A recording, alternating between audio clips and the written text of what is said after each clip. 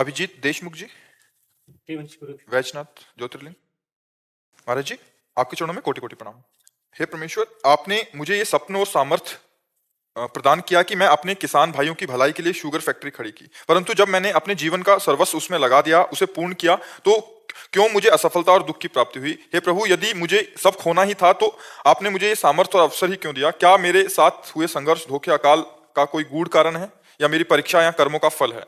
पूर्व का जो प्रारब्ध है वो जीव की लौकिक सफलता में बाधा पहुंचाता है या लौकिक सफलता में सहयोग करता है। शुभ और अशुभ कर्म हमारे जन्म जन्मांतर के हमारे पीछे से पड़े हुए हैं। लौकिक सफलता, अलौकिक सफलता, भगवत प्राप्ति, भगवत प्रसन्नता, तत्व ज्ञान, प्रेम, इसके लिए प्रारब्ध की धज्जियां उड़ा दी जाती है भजन के द्वारा। भजन है नहीं, लौकिक कर्म है। तो शुभ और अशुभ कर्म जो आप किए हुए हैं वो अशुभ कर्म आपको बाधा पहुंचा रहे, इसमें भगवान का कुछ लेना देना नहीं।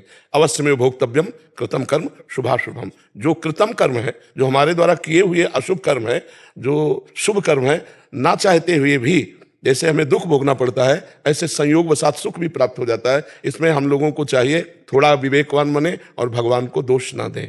हमारे द्वारा किए हुए इसी जन्म के पाप कर्म देख लीजिए। आप न्यायाधीश भी बनिए और आप अपने रजिस्टर को जांचिए जब से आपकी सुधि रही हो और अभी तक के, और वो पाप जिनका ना दंड मिला है ना आपने प्रायश्चित किया है, वो अगर उनका दंड और प्रायश्चित मिले तो कितना भयानक होगा।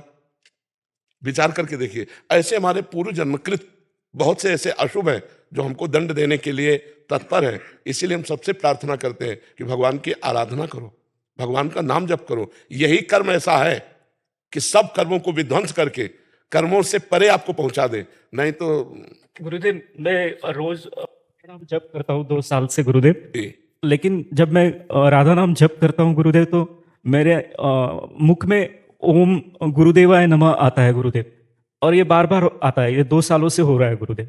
तो मैं किस नाम से? देखो, प्रणव भी भगवान का नाम है, गुरुदेव भी भगवान का नाम है, राधा नाम भी प्रभु का ही तो नाम है। वही प्रभु राधा बने, वही प्रभु कृष्ण बने। कोई रसो या परमानंद एक द्विधा सदा श्री राधा कृष्ण रूपाभ्यम तस्मै तस्मै नमो नमः। जो रस परमानंद स्वरूप है वही 2 रूपों में खेल रहा है। अब ये ध्यान रखो, ये नई खेती है।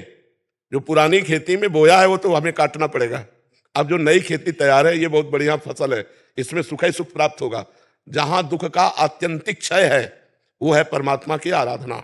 जहां लेस मात्र भी दुख नहीं है, केवल सुख ही सुख है, और संसार में लेस मात्र सुख नहीं है।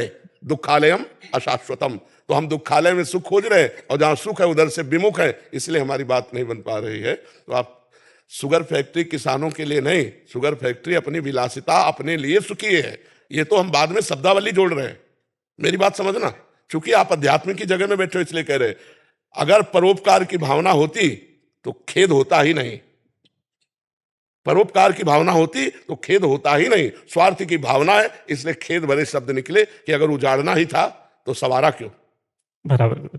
तो हम अपने लोग क्या है, शब्द से ही उस धरा को पकड़ा जाता है। इसलिए प्यारे, जो हुआ उसे छोड़ो, आगे का संभाल लो। वर्तमान न बिगड़े तो भूत और भविष्य दोनों पावन हो जाएंगे। वर्तमान यदि भगवत में है तो हमारा भूत भविष्य भगवत में हो जाएगा।